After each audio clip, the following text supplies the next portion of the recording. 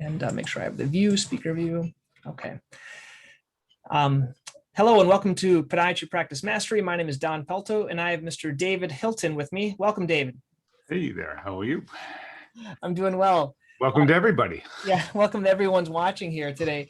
So David, we've been acquaintances for a number of years. And when I was first starting out in practice, I think that's where we met. And I was really intrigued with you because you dealt, and in those days, anyway, we were talking about marketing and business success, and you've been kind of for the long haul doing this. So tell me a little bit about your background before we get into the details of how you can help people. Like, how did you get into this? I know you did some Dan Kennedy stuff and other types of stuff. How'd you get into this area? So I had a photography and yearbook publishing business that started very, very small and grew it up. And my goal was to sell it. And when I was 55 and 6 months before I turned 55, I sold it and you know, a very nice 7-figure sale. We were in the top 20 in the country in that field. So a field that has, you know, thousands of people in it. So, yeah. Wow. And since then, I've also got a doctor in front of my name. So I'm a doctor of management as well. So okay. Yeah. Yeah. So you went back to, and now let's talk about that business in terms of to grow something to a 7-figure is a challenge. Now, did you use a lot of the same techniques that you help other people with now? Is that kind of what you learned it for yourself and now you help others? Is that how it works? Yeah. I during that business, I became the probably, I guess, the first independent E-Myth coach, Michael Gerber's program, if you've probably Yep. seen that in the day. And then they decided to disband the independent coaching program several years later. And I was probably one of the most senior coach in the world. My longevity with clients was very, very long compared to them. And but I use that in my business, those concepts, and we've taken and developed those concepts much, much further. And we have a much, I feel, a very much more up-to-date set of workbooks and everything that we build businesses on. So, Mm-hmm. Mm-hmm. And you did, I think you had a co-written book with Dan Kennedy. Tell me about that too, because you've been in all these big name things. Yeah. E-Myth, Dan Kennedy, Dan Sullivan. So Dan Kennedy, I worked with as one of his coaches for a number of years. You know, and you know that's kind of a part-time thing. I was doing my main coaching business, but also actually in that time I was even still running the other business I had that we sold, and then I continued working with Dan until they disbanded that program, and Dan Kennedy sold out actually, and new owners. He still does some lecturing for them, but yeah.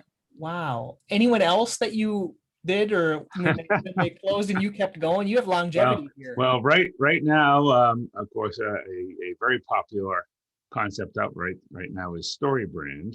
Yep. Donald Miller's book, and I am a Story Brand certified guide. So, yeah. I also do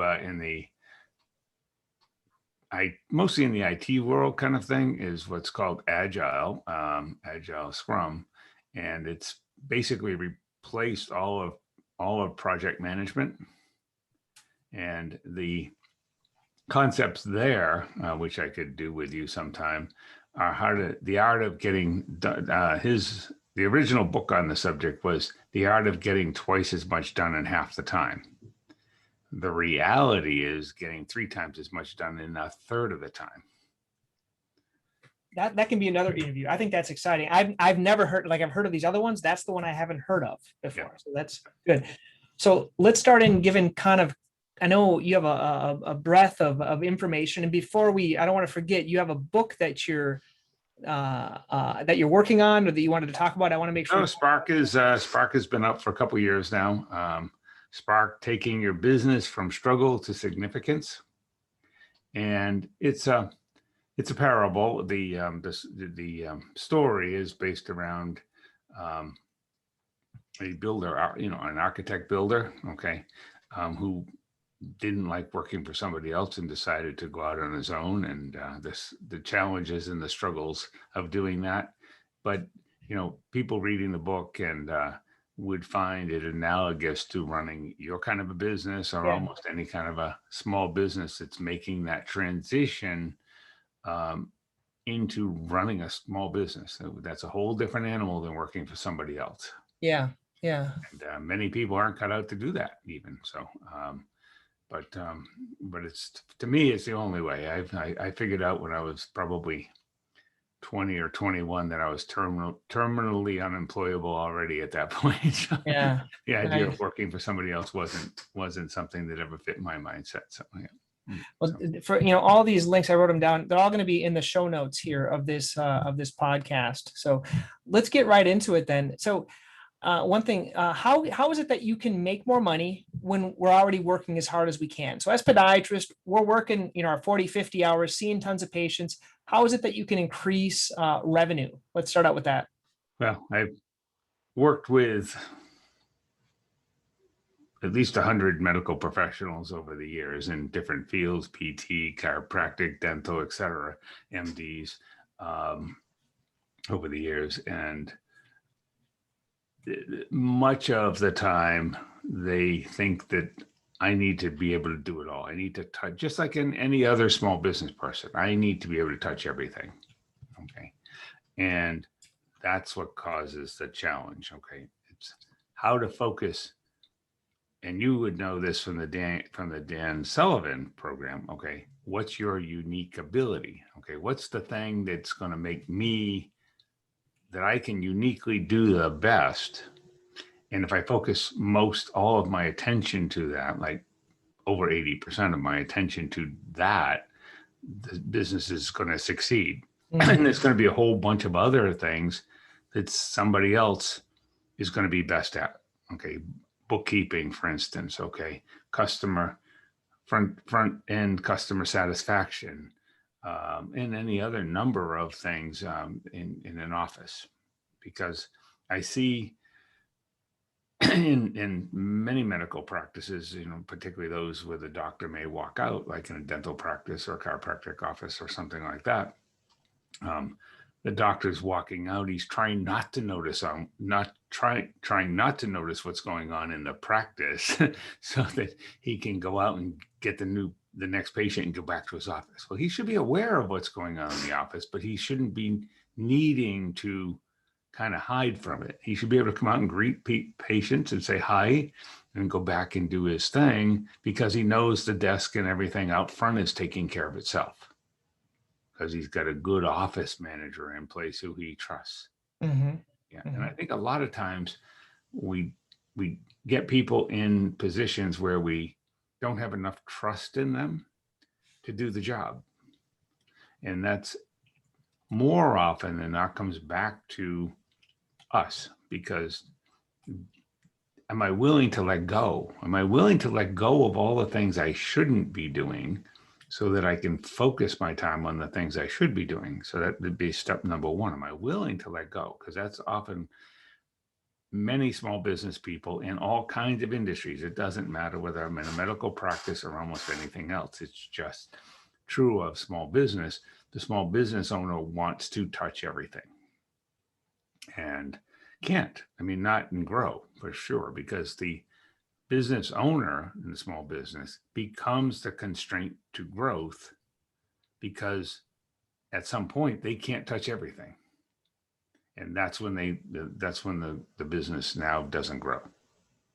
Right. So if I can learn to let go and let somebody else have charge over marketing, over customer satisfaction, over any other number of things that need to be done, so that you, the doctor, can either, this is a choice, but you can either focus on the growth of the business, which now takes you out of being a doctor, or you can focus on being a doctor.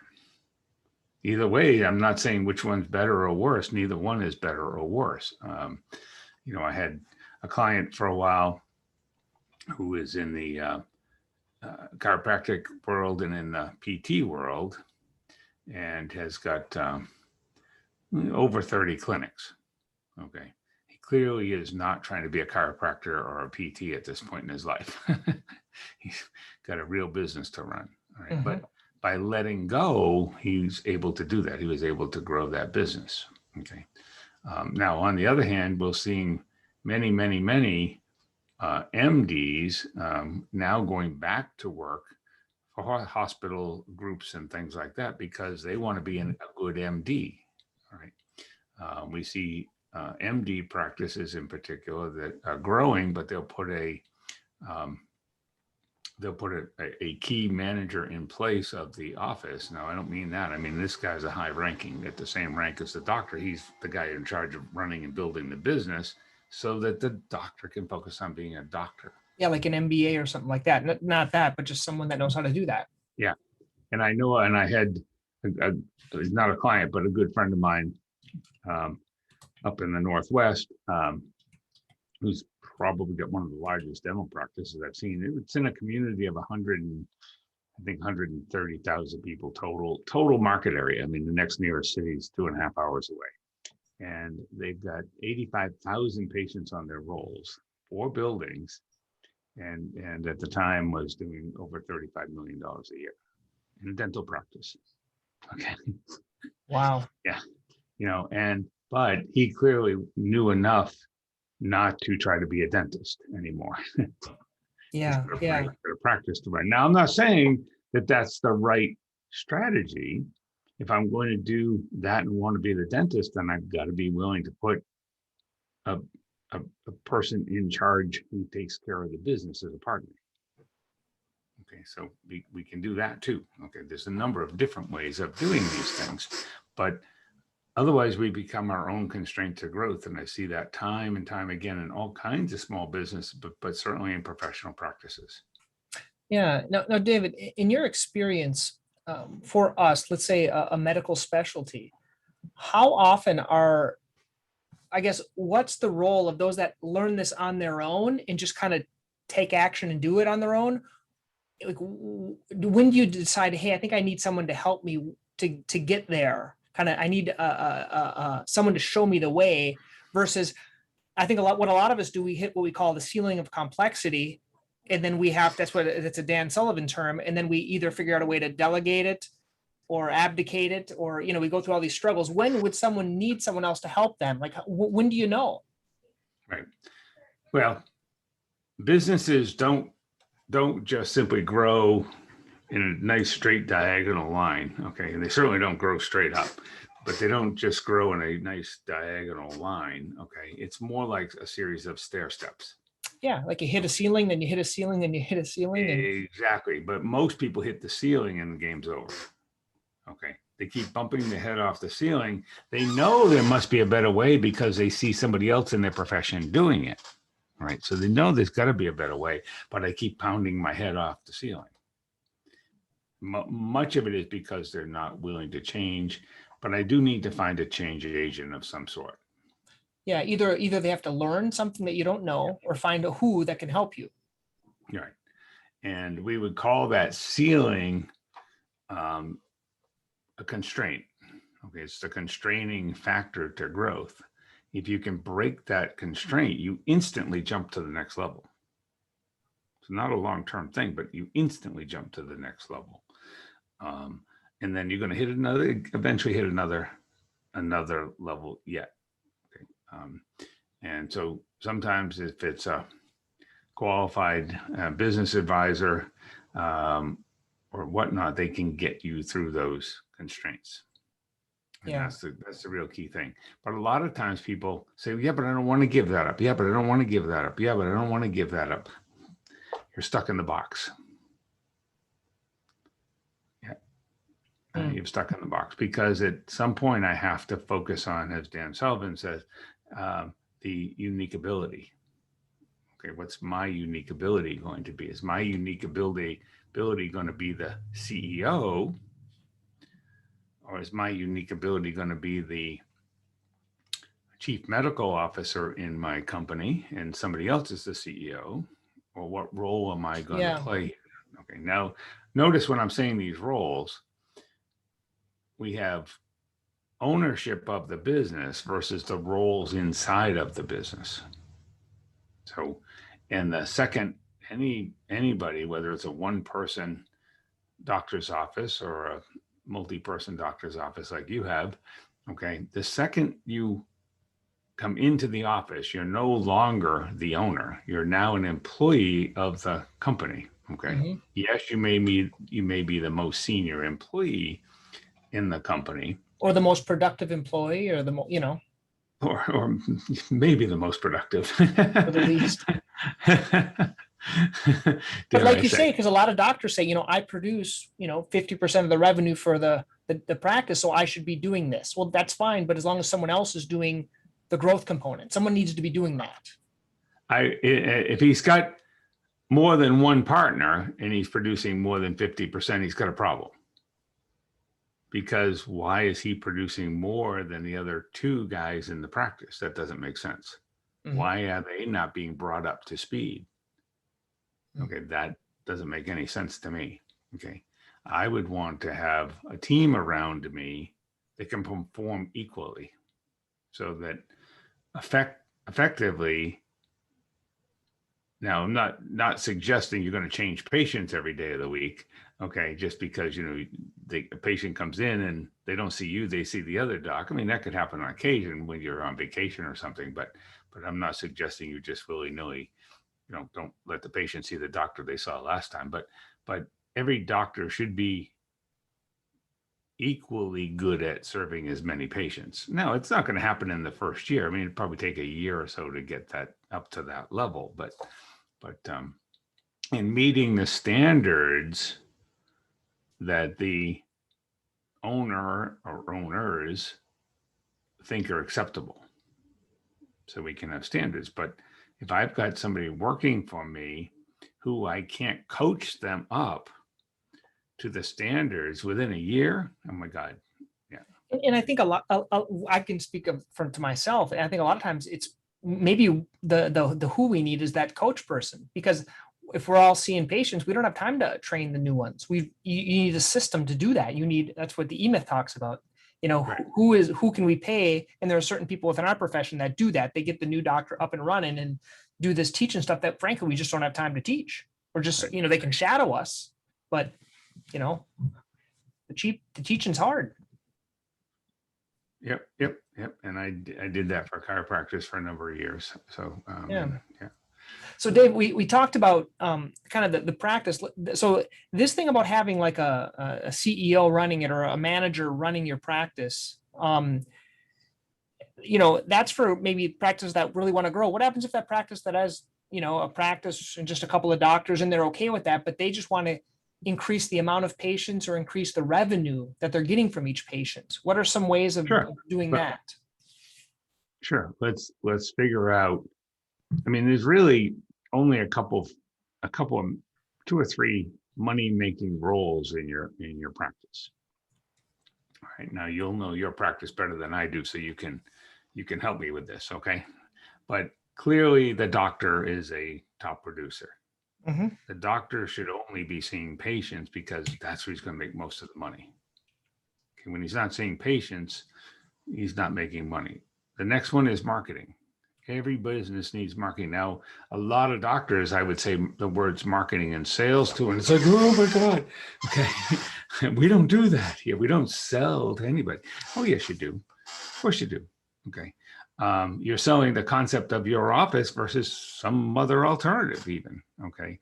You're selling the patient on doing what you've suggested they do before they come back to you next time. Okay. So we're all in sales to some extent, but marketing in particular, where's my new patients coming from? Because now I want to have a practice that runs so well that my patients keep coming back for a long time. But at the same time, there's still going to be attrition. If I'm going to build the practice, I've got to have marketing. How am I getting the patients in the door? And then how am I onboarding them so they become a successful patient for our practice, and so forth. All right. Somebody else could do that if you want to focus on being a doctor, but that's an absolutely necessary role. That's a very, very, very valuable role in your company. All right. Those would be certainly the 2 key roles there. Now, Mm-hmm. sometimes in a larger offices, I may see somebody who's the sort of the continuing care manager. That would be a sales position, okay, where they're explaining the finances and things like that moving forward and all those kind of things. So the doctor doesn't need to, and that would be a sales position. And several large offices I know of in dentistry and other professions have those roles in them. They don't call them salespeople at all, okay, but let me help you with our advisor here, who can now set up different, show you some alternative different programs and things we can do to help you improve your health dramatically. Wow. And I've seen that in dental offices. I've seen that in medical practices. I've seen that in chiropractic practices for sure. So yeah, there's several places I've seen that. Yeah, and just to be very clear, and the reason is, David, because we are horrible at talking money normally for the most part of us. And also it kind of, there's a kind of in the patient's head, there's a line drawn that we doctors just normally don't talk about money, but these treatments are expensive. And so someone needs to talk about it. And if they're not good at it, your numbers are going to dramatically go down. Right. Well, the quality of the people we hire is going to have a whole lot to do with the quality of your success. So recruiting, hiring, and training are a significant role in the business. And if the business is getting bigger, then I need some sort of an HR role there to help take care of that. Yeah. Well, David, I think we covered, I know you have a hard stop here. We covered some great things. I know you have if people want to learn more about you, I know you have that book we talked about, Spark. I'll put a link. You have an online workshop I think you're doing, and maybe you can give some guidance if they want to learn more about you or some books you recommend. Sure. Well, obviously, I've got a very good book called Spark, taking your business from struggle to significance. Okay. And while the story in the book is about a architect, designer, carpenter, if you will, the story fits whether it be a medical practice or anything. Okay, it's just an analogous story that would fit with anybody. And if anybody does get the book, it's on Amazon. Easiest way to find it on Amazon is type the word Spark and the word Hilton, which is my last name, and you'll come up with it instantly. And if somebody tells me they've got it, I'll send them the study guide that goes with it that'll help them translate it into another profession. So yeah. Good. Yeah. And then that would be a good one. Yeah. Dan Kennedy's book, you would need to get directly from me, and you could get that at my website, which is strategicvisiononline.com. Okay. Yeah. And do you have a workshop coming up? I know you mentioned initially, or? I don't right now have a workshop coming up, but okay. If you thought you might want to put one together, I'd be happy to do it with you. So yeah. Very good. Very good. Well, once again, thank you, David. I appreciate your time and your sharing your skills, and I recommend everyone look at your resources. Okay, good. I mean, again, as people begin to look at their practice as a business, okay, and not just the practice where they need to do everything, then the game changes automatically. Now I'm already getting towards a breakthrough of that first ceiling. We're looking at it as a business. Now, what do the functions in the business need to do, and which ones am I best at, and which ones could somebody else be the best at? And now I'm well on my way to having a breakthrough. So wonderful. We're going to leave it with that there. Okay. Until next time, until we talk about the next part. Thank you, David. Very good. Take care now.